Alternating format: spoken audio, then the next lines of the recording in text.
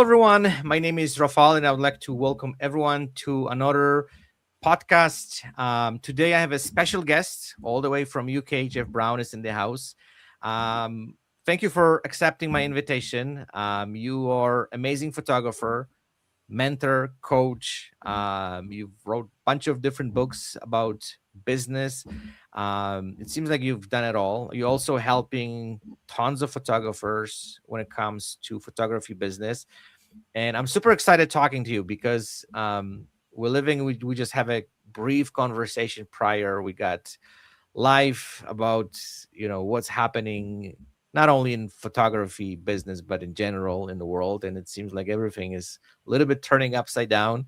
Yeah. So I'm super glad we can talk, and then maybe you can give us some maybe direction, some of your advice, opinions. You've been in the industry for quite some time, um, and also like this market probably in and out. But before we get into this, let's start with, and this is my kind of like opening question all the time. Yeah. How did you even get into photography? Because it seems like everyone has a different journey. Everyone has a different way getting into this. There's people who typically, do something different, and then one of the days they get this all moment. We're like, okay, I want to be photographer, and then the journey starts, and then they think it's easy. It's something that they can handle, but we know it's a quite journey. This entire industry can really pull every piece of energy out of you, and then it's sometimes it's successful, sometimes it's not, depends how you approach it. So tell me your story about getting into this industry and how this whole thing started in your life. So my first bit of interest in photography came when I was about 14, 15-year-old. I used to do a lot of fishing, Okay. fly fishing, trout fishing. And I actually started out, I failed at school. I was kicked out at school when I was sort of 15, 16-year-old, failed every exam.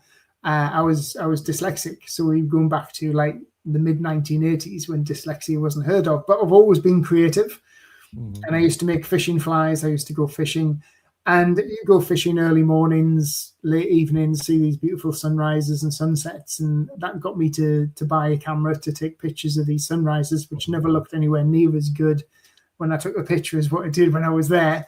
But that was just with a little 35mm compact, and then eventually got into owning an SLR and really, really enjoyed the photography process.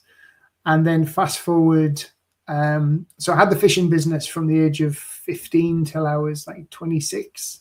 And then I completely changed direction with my life when I was 27, and I went to join the military. So I went to join the Royal Navy, just on a whim. Just I'd gone shopping for a new shirt and happened to walk past the military careers office and thought, oh, I wonder what this is all about. Walked in and ended up signing up for the military for 22 years in the Navy. Oh, wow. And I only served 9 years in total before I left. But then when I joined the military, I joined as an engineer, and I'd been an engineer for 3 years, and then realized that after about 3 years service, you can do what's called a sidewards entry to become a military photographer. So I applied. It was quite a hard branch to get into because it was only a really small branch. And I got accepted and became a military photographer. So I did all my training as a military photographer in all different aspects of photography, and served for another 5 or 6 years, and also went to work with the intelligence services as an image analyst. So studying satellite imagery and aerial reconnaissance imagery of targets or in selected areas around the world, because photographers were deemed better at that because they had more of an eye for detail. So after about 8 or 9 years service, I decided I want to leave, and I wanted to set up my own business, because I'd done quite a few weddings. I'd done portraits, done people's pets, people's dogs, that sort of stuff. Used to get people coming into the office all the time. Oh, you're a military photographer. My daughter's getting married. Or can you do a portrait of my grandchild? Or will you do some pictures of my dog? So I started realizing you could make some good money from this. So I decided that I would leave and go down the route of setting up my own business. Now, when you leave the military in the UK, you get £7,000 at the time it was to spend on additional training to make you back into a civilian again. So I decided, instead of spending my money on photography training, I'd spend it on business marketing and branding and website design and stuff like that. So I did a series of courses on basically the business element of photography and branding and marketing. And because of that knowledge, that catapulted the business forward. And within 18 months, I had myself and another military photographer who I went into partnership with. We had a 6-figure business and went on to open another 4 photography businesses from there. So it wasn't necessarily our skills as photographers. Yeah, we were half decent photographers, but it was our knowledge and skills in marketing, branding, and communication with potential clients that saw us do really, really well from what we were doing, even though we had less skill in that market than all the competition, because all the competition had been doing what, been serving customers for years, but we've been photographing tanks and ships and people in military uniform.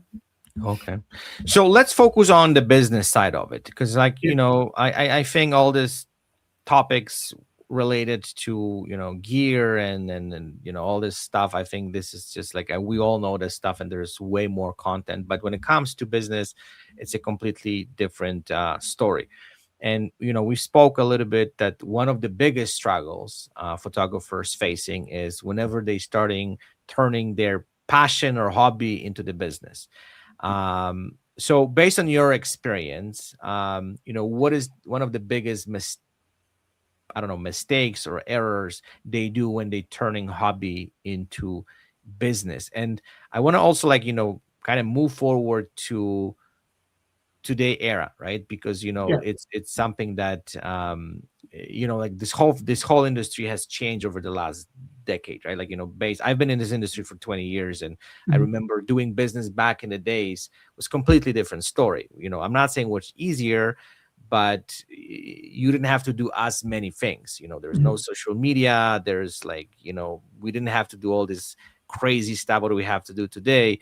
And I'm guessing for a lot of people, it's just extremely overwhelming to kind of get all this stuff into some kind of system which works. So let's kind of dive into this, and if we could talk a little bit more about getting into this industry, what would be your first advice, if even someone is capable of doing this type of business?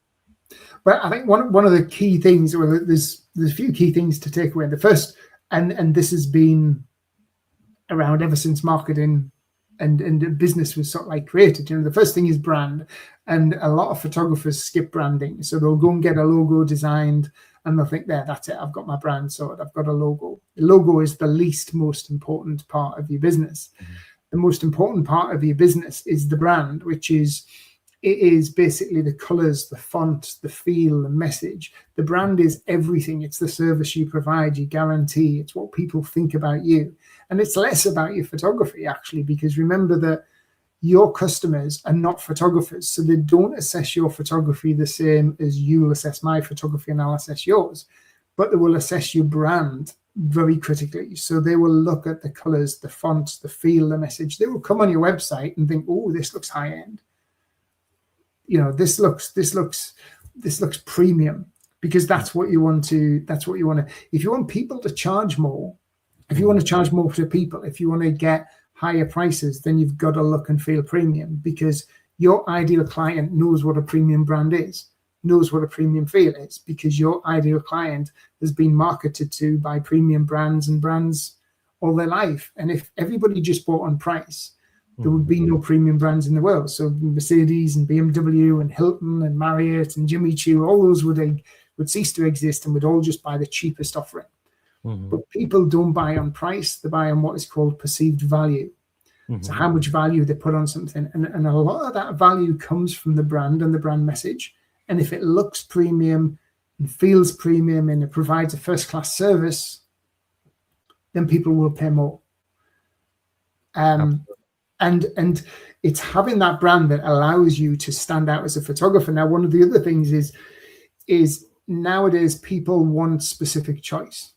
People, years ago, people would go to a cafe and you would have 2 choices of coffee. You'd have instant coffee or filter coffee, and that would be it. And you could have a cup of tea. That now you have specific tea shops, you have specific coffee shops, and they will have 20 different types of coffee. You have artisan bakers, you know, so people pay a premium for something that is special and something that is niche. And you, as a photographer, if you become a jack of all trades, so if you're doing headshots, you're doing weddings, you're doing product photography, and you're doing baby photography and pet photography, you're not a specialist. And it's also very hard as a photographer to market to all those disciplines with one message, because people who buy commercially are buying a solution to a problem, and that problem is normally they want to make more money and they want to be more visible. So that is effectively what commercial photography is. They want to stand out more online, they want to get more customers, they want to make more money. The other option is emotion, and that is weddings, boudoir, family, pets, children. And that is a completely different message. It's a completely different feeling. It's a completely different brand. One is a more harder solution-based brand. The other is a more softer. So you have different messages in different markets, and it's about becoming a specialist. Okay. And becoming the perfect fit for your ideal client and building your brand around those people. Okay. So how we can separate ourselves, because, it seems like, for the last decade, back in the days, you remember there was just few photographers in the city, and they're like controlling the market, and they could basically just run the show. Nowadays, there is countless photographers. Everyone has, I would say, different offerings, even though we do similar stuff, as we know, because there is some trends, and people follow for certain products and certain items. So how we can, in your opinion, especially in today's DNA, we can separate ourselves from the rest, or how we can create this unique look, or this, as you said, premium feel to what we do, so the clients are attracted to what we do. And the reason I'm asking about is it's kind of interesting that from one hand, everyone's like, okay, I want to be unique. But then when you look at the broader perspective, and you like compare a bunch of photographers, we do similar stuff, because that's what the client is looking for, and that's what they need for. But at the same time, we need to somehow implement something different, something which is going to separate us, in this like pool of photographers. So what would be your approach and your advice, what we can do to somehow kind of have that own style or uniqueness, and something which going to give us this unique brand, right? And it seems, and I agree with you when you said about this, high-end brands, because they really tailored the way we perceive them, right?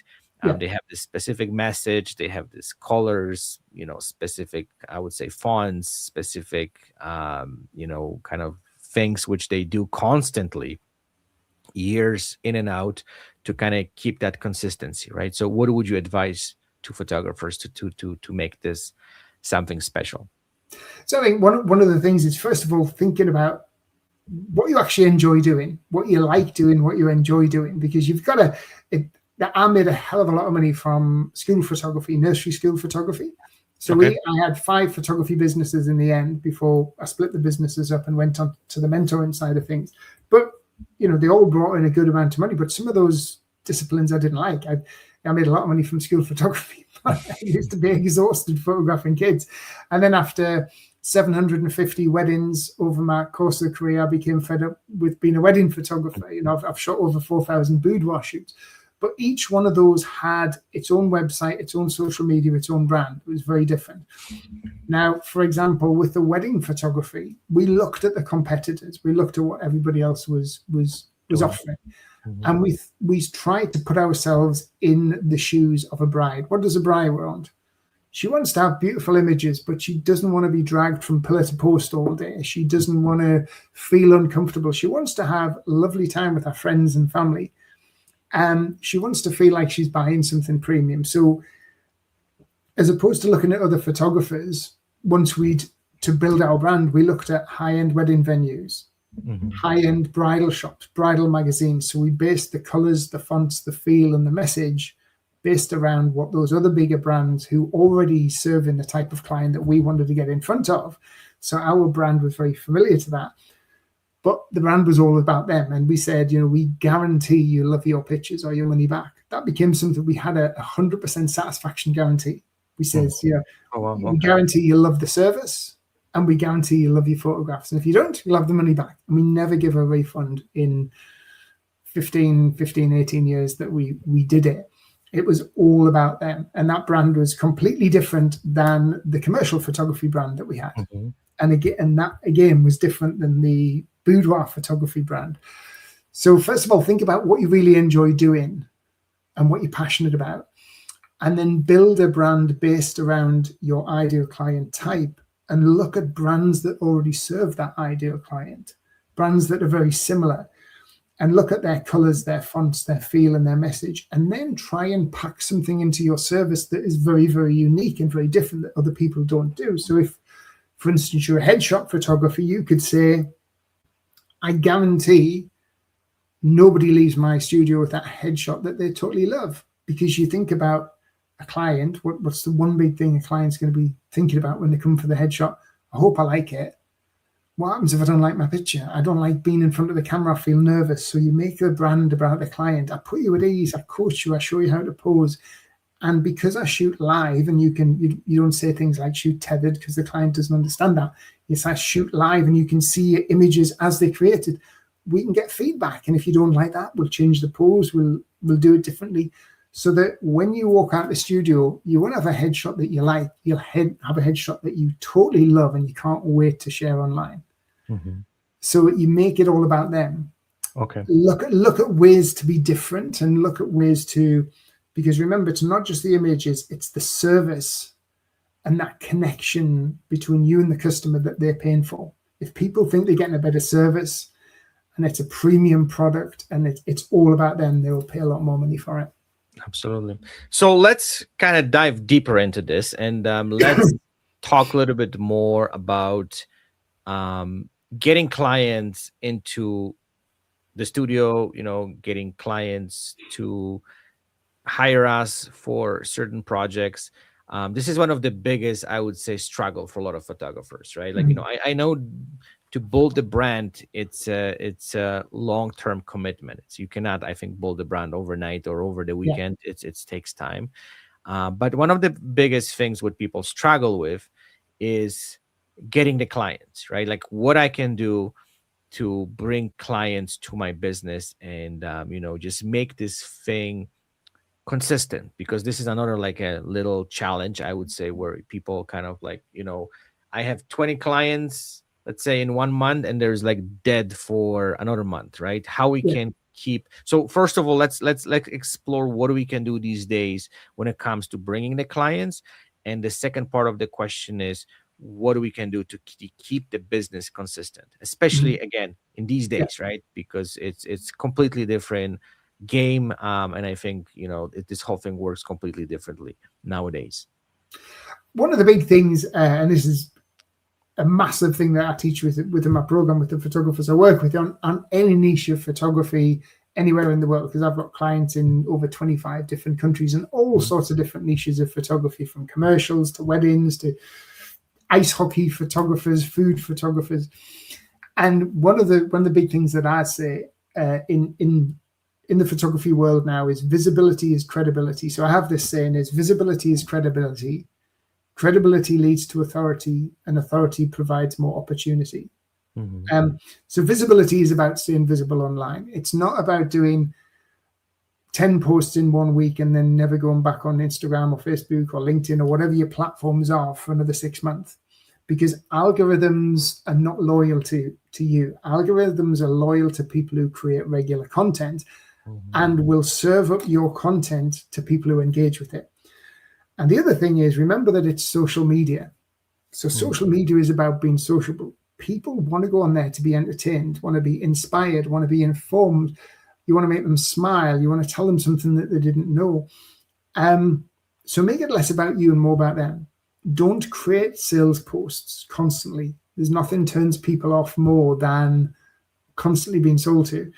go back to making your social media valuable. So if you're a wedding photographer, you could create content about the best places to get married in your area, the latest wedding trends, top tips for having a successful wedding morning. You can do joint ventures with other businesses that serve that particular niche to help create content. So you become useful and helpful, so that within the wedding industry, you become the go-to photographer who's always creating great, helpful content. People know what you do. If you entertain them and you're visible, they know what you do anyway. So when they need a photographer, they'll come to you. It's been known, liked, and trusted, and been visible. So like within my own business, I've got well over 100,000 followers across my social media platforms, but it's very rare that you see me doing sales posts. I put lots of top tips out there. I also put some personal content out there. Also, I'll share pictures from a holiday. I'll share pictures from walking with my dog or a ride out on my motorcycle. I'll tell some stories. People interact with that, but they know what I do because they only have to go to my profile to see it. But then I'll get a message going, Jeff, I've been following you for the past 6 months. I love what you do. Really interested in jumping on a call because I want to take my business to the next level. They haven't seen a sales post. They've just thought, hang on a minute. I know Jeff because I see him all the time. If I was just posting once a month, even if I had a huge following of 100,000, I would be forgotten about. I'd drop out their newsfeed. So that visibility is credibility. The more credible you become, the more numbers you get. The more numbers you get, the more authority you have. And the more authority you have, the more opportunity comes your way. And I'm president of the British Institute of Professional Photography, the oldest photographers association, professional photographers association in the world. I've been president of that now for 3 years. That they came to me because I'm visible and I've got that authority. I'm an ambassador for OM System, Olympus Cameras. They came to me because I'm visible. Now, if I hadn't been visible, I wouldn't have got that credibility and I wouldn't have got that authority. Absolutely. It's a long-term thing, but it's about showing up and not trying to sell to people, trying to build that. You're not looking for sales, you're looking for engagement, and you're looking to stay into people's news feeds. So when they go, I need a photographer. Oh, hang on a minute. There's that guy, Dave, who's always posting best places to go with your dog for a dog walk or best dog-friendly pubs. He's a dog photographer, and he posts loads of content about enjoying your life with your dog and enjoying your dog and top tips to get your dog to sit and walk to heel and stuff. So anything that feeds your niche that your followers will like, entertain them, inspire them, be front of mind so they admire you as opposed to just trying to sell to them. Okay.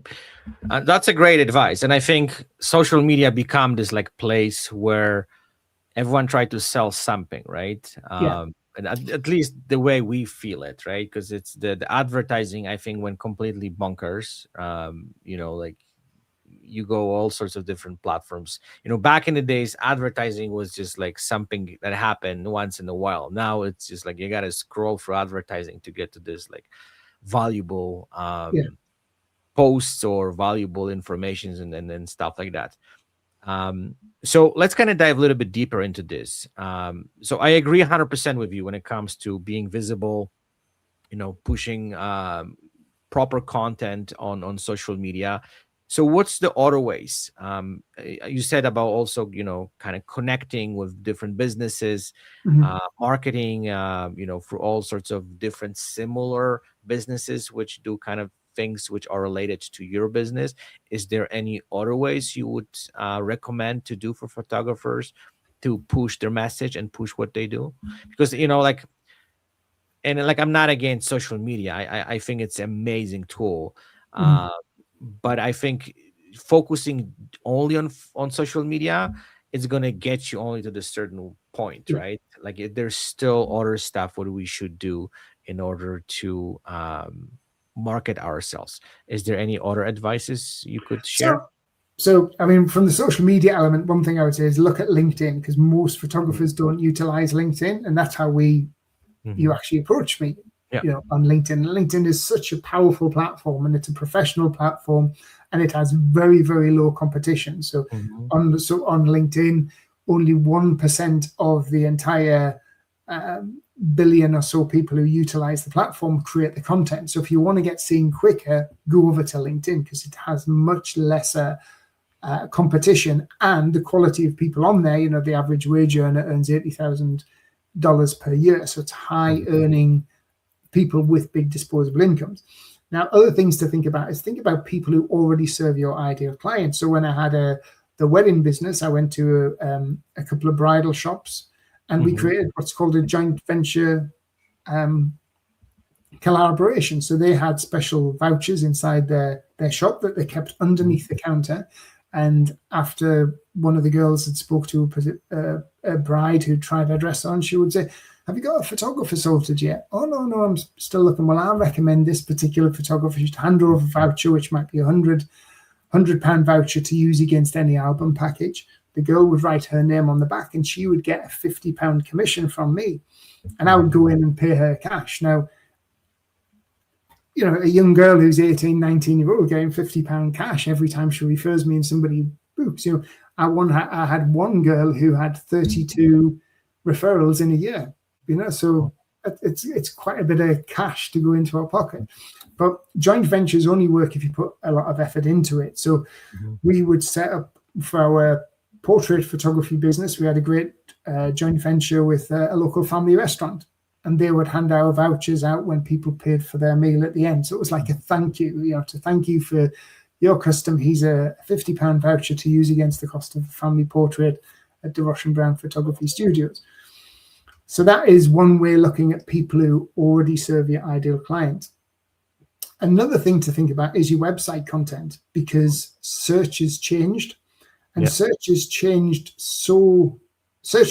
more now than it has in the past 20 odd years. The biggest change for search is happening now, and this is with AI search. And you see this all the time now. Before, it was all about keywords and backlinks, and search engine optimization was a very long, slow, drawn out process. And it was about having all these keywords in there and the backlinks and building it up. And, maybe take 2 or 3 years before you start ranking on page 1 of Google. Now you could set up your business and you can create your website, and you could be ranking on page 1 of Google in 2 or 3 weeks for a specific content, because AI is written for human. AI is trained on human language. So what you want to do is have a website that is totally helpful. It works with Google's algorithm sort of check, which is known as EEAT, which stands for experience, expertise, authority, and trust.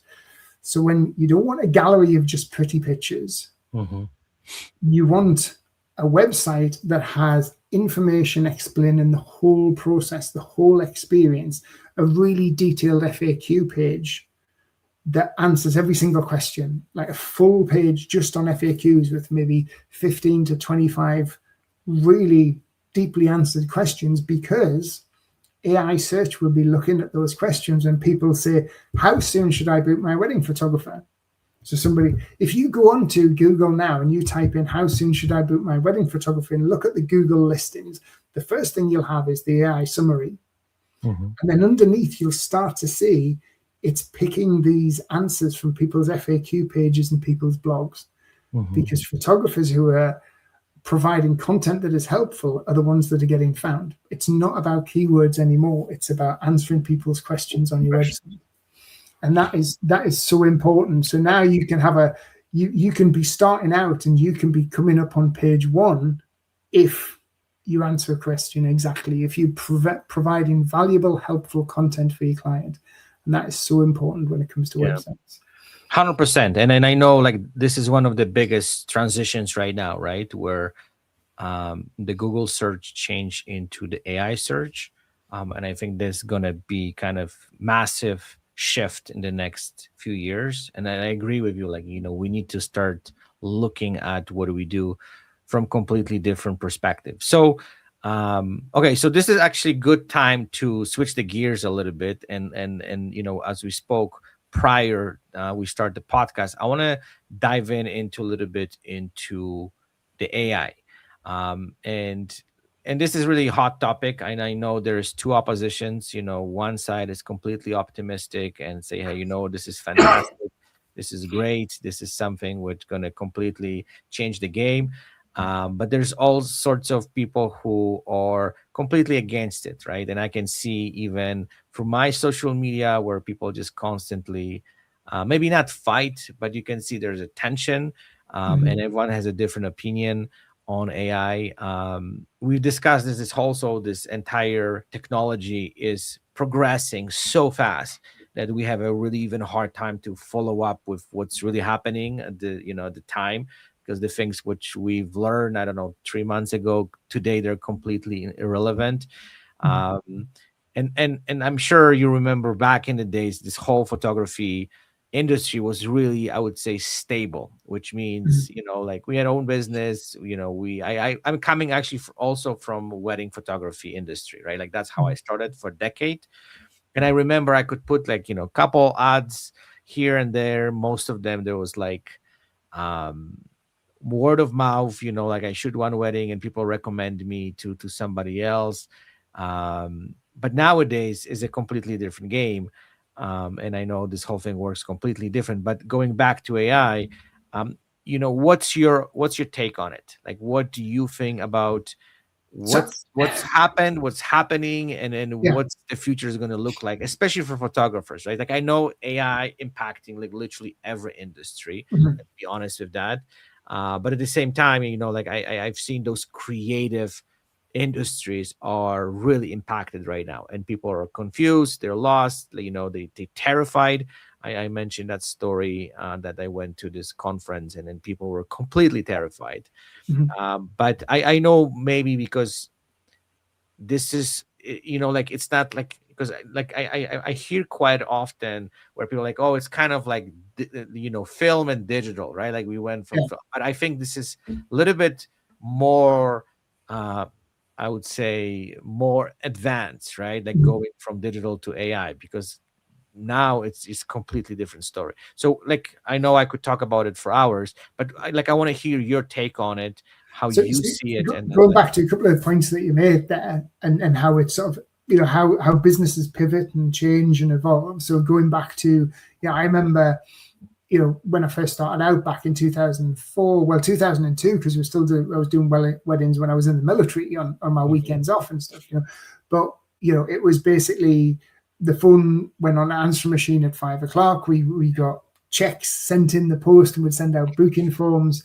Social media hadn't developed, so we weren't doing any social media. We did have a website, but we spent a lot of money on advertising. We spent a hell of a lot of money on advertising, a hell of a lot of money on, the Yellow Pages alone was like £3,000 or £4,000 a year. Yeah. That was a lot. Now I spend a lot of time on social media, but I don't spend hardly any money at all on advertising, and I get lots and lots of business over the course of the year from my effort from social media. So it swings and roundabouts. Then with wedding photography, we were charging, say, X amount for wedding photography, about a third of what wedding photographers are probably charging now, so like high-end wedding photographers. But this is going back to maybe 2000, but we would make 3 times as much in reprints because we'd be selling reprints. Then obviously digital came in, the reprints went away. That pretty much dried up over a couple of years. You stopped getting reprint value. People just didn't buy reprints. So then the cost of the wedding packages went up. So now going forward to AI, so how does that affect the industry? So there are certain elements and there are certain genres that I believe of photography that will dwindle out, that will no longer be required. A few examples are maybe like the product photography, because brands can utilize AI to create their product images without the cost. And if it's authentic and it looks realistic to a degree, and it's for social media, so it's to deliver an ad campaign, fine. But anything with the human interactive element, even a product photographer can think, well, I can pivot and, okay, I'm not doing pack shots anymore because they're utilizing all the pack shots with AI on fancy backgrounds and stuff like that. So I'm not doing that anymore, but I'm photographing the people behind the brand. So I'm not photographing the physical brand product, but I might be photographing the people who make up that brand. So you might be photographing a hotel group where you're photographing the hotel, but you've got the guy who is the maitre d', you've got the guy who's making the barista coffee, you've got the chefs spinning pizza dough in the restaurant. So you're bringing in the human element. You've got, nobody wants an AI created family portrait, nobody wants an AI version of their dog, nobody wants an AI created wedding. So human element facing photography, I think, is still very, very valuable. But then also think about the experience. People aren't just buying the photographs, people are buying an experience. So yes, you can get a AI created headshot generated from an image you have, but you could go back to say, well, why do people use printers and graphic designers? Why don't we just get everything created on Fiverr and then printed out ourselves? There's still, if you want to go along and you want a really professional headshot and you have an experience with a photographer who coaches you and shows you how to pose better and light you in a way that's really flattering and looks more authentic and looks more you and creates the image you want, then you don't mind paying that little bit extra. I think a lot of it is focusing less on the image. Yes, you're selling the image, you're selling your photography, but also focusing on the human side of the interaction and the service and the attention to detail and that interaction you have with the customer or the business or the brand that you're working with.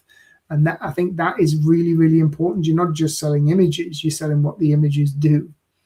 Yes. And how those images are created based on a concept or based on what the person wants, so that you work with a business and you understand what the business is all about, what their mission is, what their values are. You interact with the staff, you get to know the people, and you create images that have that feel, not a generated image by AI. So, well, I don't know if you've heard about this story recently. I think McDonald's, they put up some Christmas advertising where it was completely generated by AI. Like there's entire sequence of things which were happening. There's like a little movie, but it was created by AI, and it got extreme backlash. Like people went absolutely started boycotting McDonald's. Even I'm not a big fan of them, but it's just kind of interesting for me. It's from the kind of like the society response to AI content, right? Where as you said, you still you can create some amazing ads, you can create some amazing content, videos, whatever, but if it's not real, people might take this the different way, right? And I think right now, I mean, to be fair, you could say that for we know,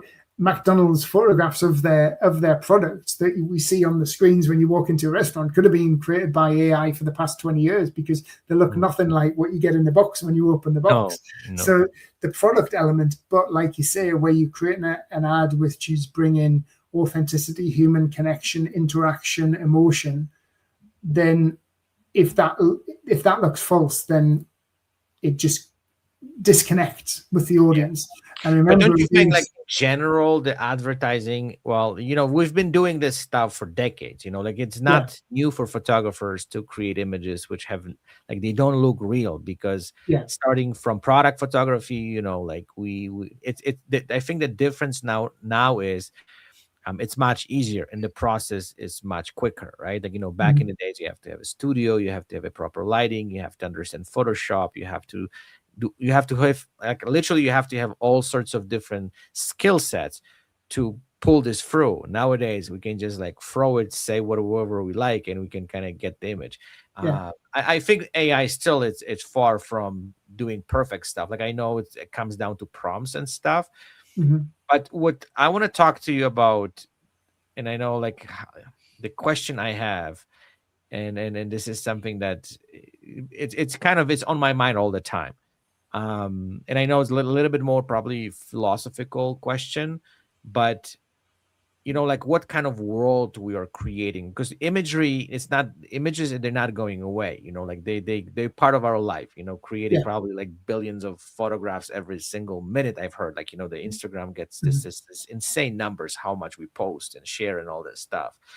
But the thing which kind of boggles my mind, like we're creating this really fake world, right? Like nothing is real, and it comes down to product photography, ending up with portraiture and stuff, because we've been doing Photoshop for decades too, right? This is like, people are like, oh my god, this picture is fake, but if you really think about it, we've been photoshopping pictures for many years, and then like sometimes we pushing to also to this edge where someone is not even looking like themselves, right? Because we want to polish and make this whole thing perfect.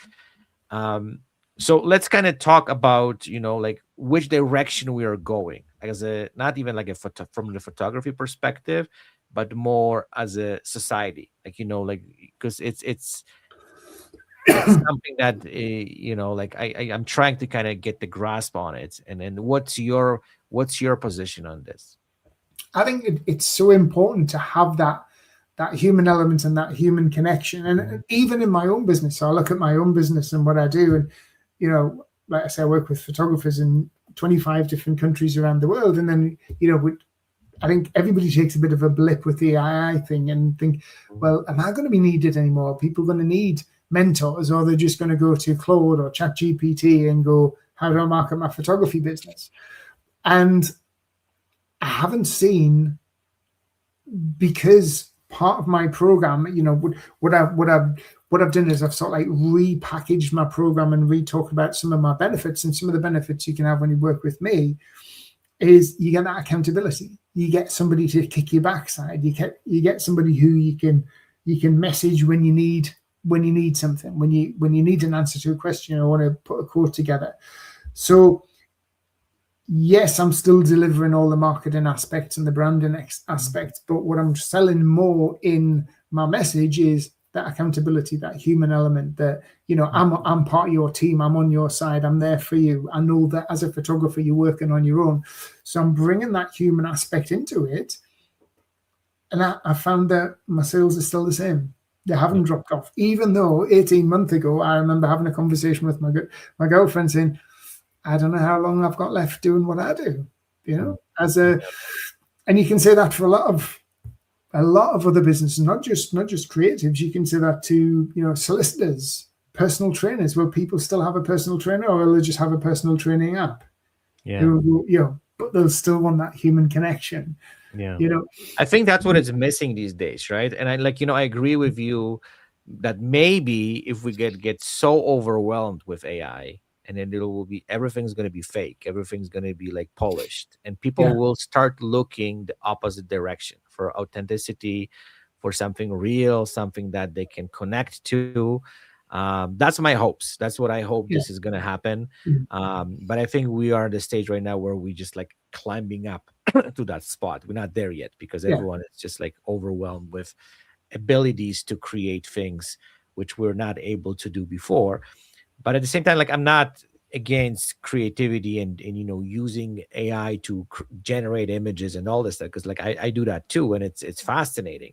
But I think the other thing with AI is how AI can help you with your physical business, and I see so many photographers making this mistake. I mean, I don't use ChatGPT, but I use Claude, because Claude is better for the written word and getting a better tone of voice. And what I say is, like, I would never take anything fresh out of an AI inputs. So if you say, "Oh, can you write me a post on this?" I would allow the AI to create the post. Then I take the post away and I tweak it, I change it, and I go back to Claude, and I say to Claude, thanks for that. Here's the post that I'm going to put out. I would like you to give me a summary of what I've changed and learn and not repeat that mistake again. And I've got to a point now where Claude, I've been using Claude for about 6 or 8 months, and he's pretty much spot on. He even says, he calls me mate. He says, "How you doing, mate?" And he says, "Am I becoming more Jeff?" But I've uploaded a load of transcripts from my YouTube videos. I've uploaded all 5 of my books that I've written, so he knows my tone of voice. And I've said, I never want you to use the word game changer, nailed it. I want to see one of those big hyphens in the middle of a sentence because it's not part of the English language. I don't want you to spell color without a U or sympathize with a Z because I'm English, British English, you know?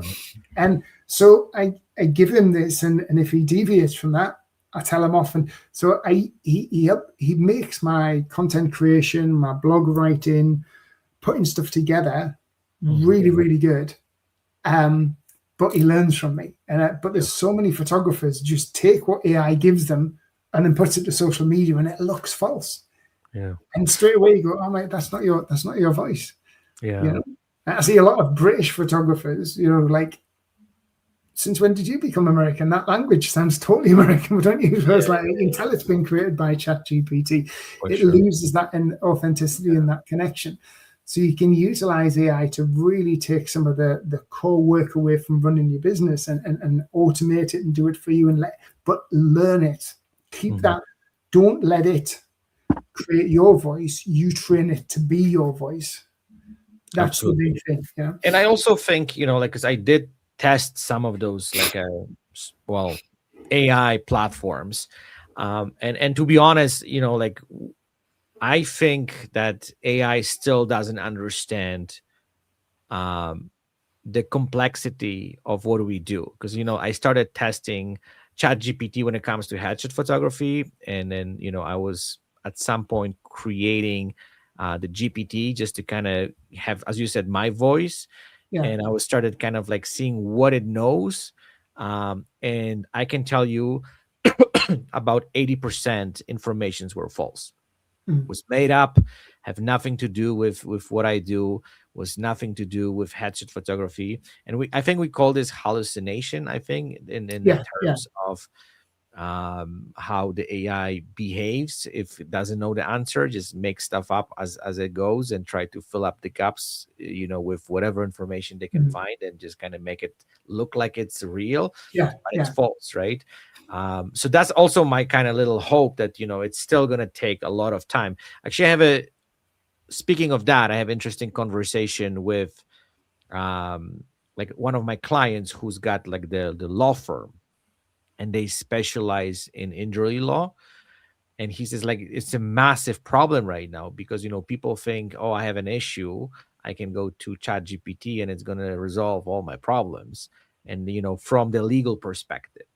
And he says people coming to him and they're like, oh, you know, I just printed off from, you know, ChatGPT and, you know, like I ask all these questions. And he says 80% is false. Like, you know, it's not right. It's completely against the law. It's not how you approach those kind of issues or challenges or how you battle some of those things. It's a completely off the script. But, you know, you have to be expert in that field to see it, right? Because average person, you know, like if I'm looking for legal advice at ChatGPT, I don't know if this is telling me the truth or not, right? It's just something that you like, okay, you know what, it looks good, sounds good, but it doesn't necessarily means it's the right answer, and it's not giving you the right advice. And I think that's why a lot of people, and it also applying to photography, I deeply believe we need to take a step back, because it feels like, you know, like some of those things, they sounds perfect, but they're really far from the truth. I always ask Claude if I'll say to him, so Claude, I want you to create a post on answer engine optimization about AI search on Google. I'd like you to create a compelling headline, knowing some of the stuff I've previously wrote about online. I want you to use my tone of voice for this, and I want you to give 4 bullet points with some statistics about the future of AI search, but I want you to give me a reference to where you found all that information in the statistics. So then I go and double check. So if it's like an obscure website, I'm not included. But if it's like from Social Media Examiner, which is a trusted website, and it's a fact that, you know, 60% of search now involves an AI overview, then I'm like, right, that's a trusted source. I'll include that in my content. So I always ask Claude to give me a reference for where he's finding his information from. But I've done a lot of reading up on AI, on AI search, on answer engine optimization, also about the future of the industry. A couple of really interesting books. There's one called The Coming Wave. Definitely worth listening to that. It's quite scary as well, but it can be quite positive, and it's from the guy who created Google DeepMind, and he's now moved away and he's working for Microsoft to actually try and slow down AI. And there's another really interesting book called If Anyone Builds It, We All Die, which is about AI and the future of AI. And you learn about what AI is and how AI is actually grown. It's not created. It was originally created, and it learns and it grows in the confinement of the lab where it's produced. And it's absolutely fascinating. Yeah. And it also allows you to understand how it impacts different areas. But one of the big things it isn't, what it can't do is that human interaction.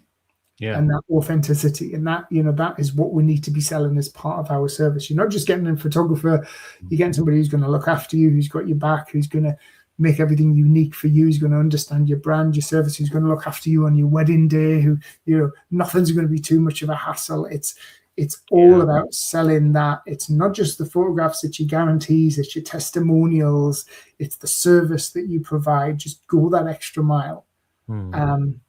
And stand out from the competitors.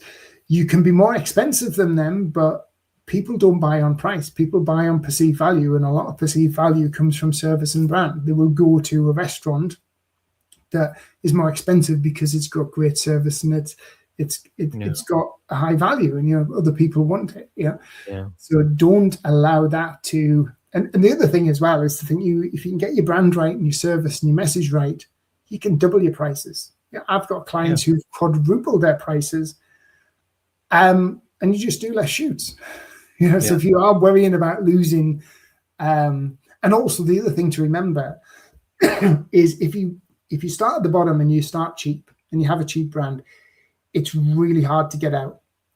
It's really hard to get out from the bottom. The bottom is the most competitive edge of the market. It's where the clients that you don't want as clients live. They don't buy you because they value your service. They are the ones who are buying on price. They have no brand loyalty. If somebody down the road does a shoot for $100 less, they'll go with them. You want to be going higher up where people buy because they're buying from you, because they value your service, they value your brand. Yes, there might be less customers, but that area is less competitive because there's less photographers who charge a higher price. So, so the mid to higher end is so much more better. You're going to get paid a lot more for what you do. You're going to have people who aren't buying on price or buying on perceived value and buying because they value your services. You're going to have less competition, and you're going to be working with the right sort of people, not the tire kickers and the complainers and the freebie hunters. And that is so important. And it's got nothing to do with your level of photography, because all things considered, if we're all on an equal scale of photography, say, to what our ideal clients can look at, it's the brand and the brand message. Because you probably know yourself, you're like 750 odd weddings. One of my most common sort of results from or common feedback from a bride or bride's mother would be, "Oh, we love them. They're so clear. They're so natural." They would never say, "Oh, we love the depth of field and the saturation of the color and the way you've got us on a third on this," because they can't see that. Well, we were selling memories, right? Like you basically freezing the time of that day in photographs, right? Like, and I think, like it was interesting for me, even the transition from wedding to headshots, because it was completely different way of looking at the images, right? Like, I think sometimes I had weddings where, and probably you experienced that too. It wasn't like, high-end wedding, and there was not much putting into it to make this like this, spectacular wedding.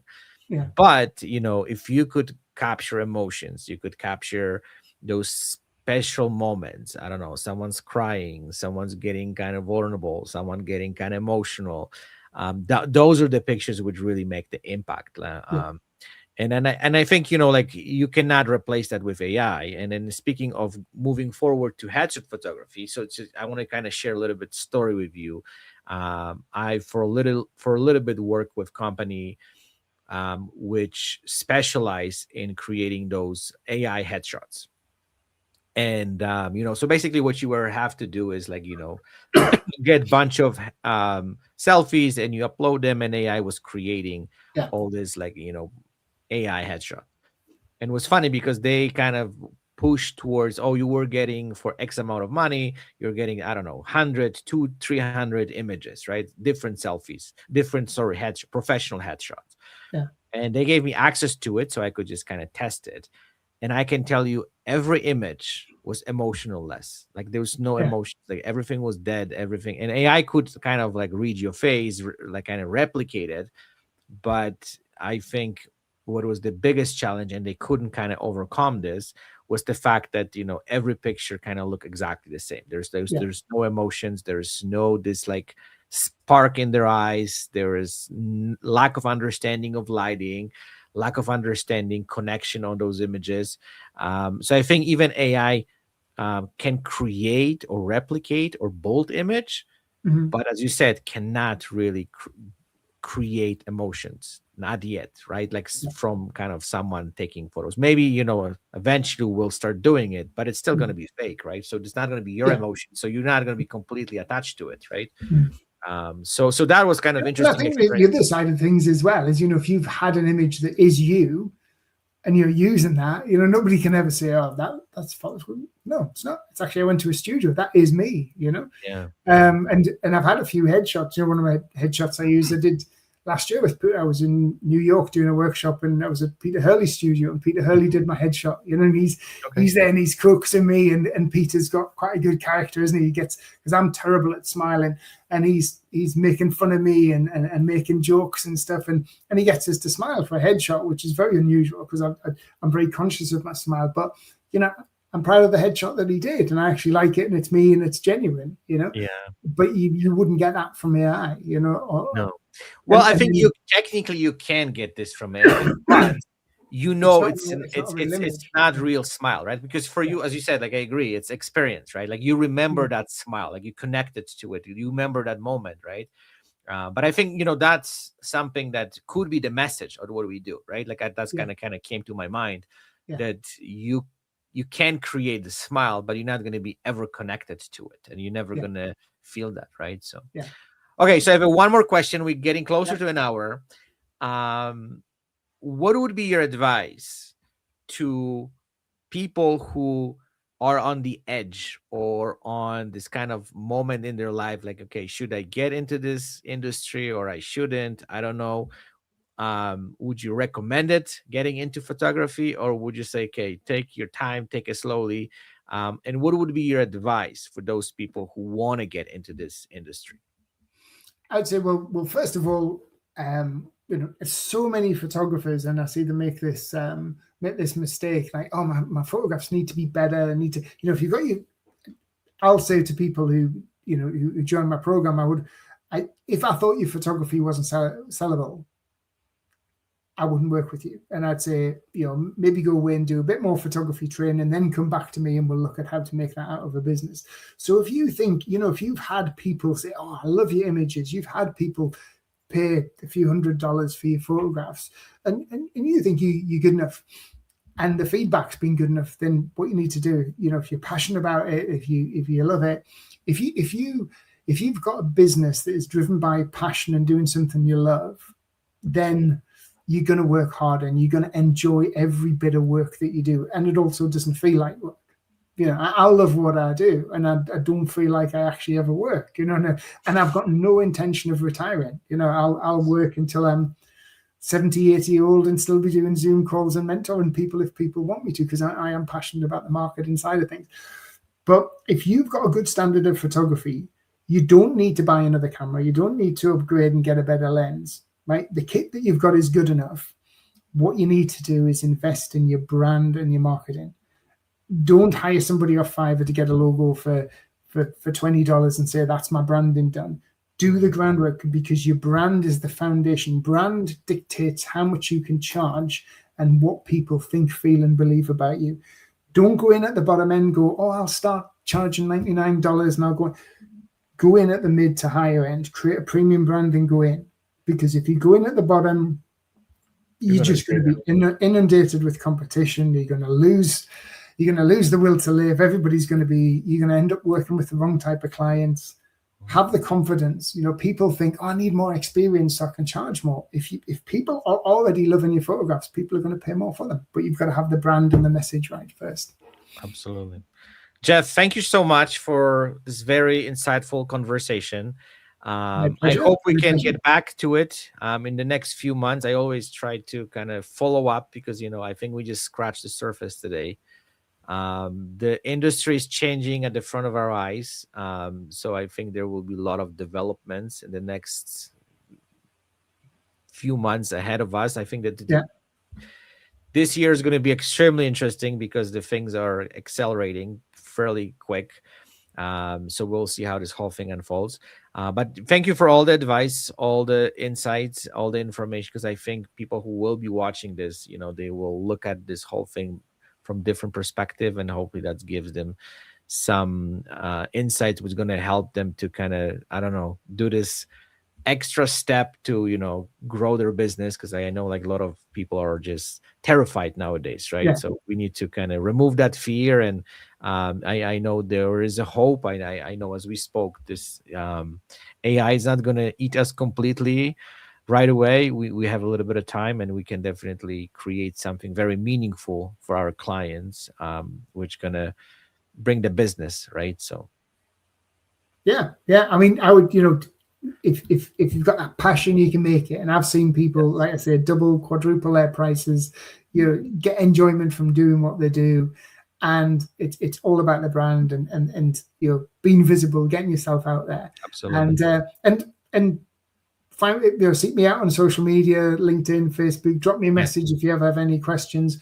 I'm always happy to give a little top tips and advice. And I post loads of content on my social media channels because I'm a photographer at heart, and I want to see other photographers do well too. Absolutely. We are going to link all this social media platforms. I would love to also share some of your books so people can kind of maybe get to read them and then learn from it. So we will link all this stuff so people have full access to you. So if someone needs help or needs some advice, they will be able to directly reach out to you. So thank you again. Let's stay in touch, and then we will chat in the next few months. Thanks again. Thanks for having me on, and I hope everyone enjoyed it. Absolutely. Thank you.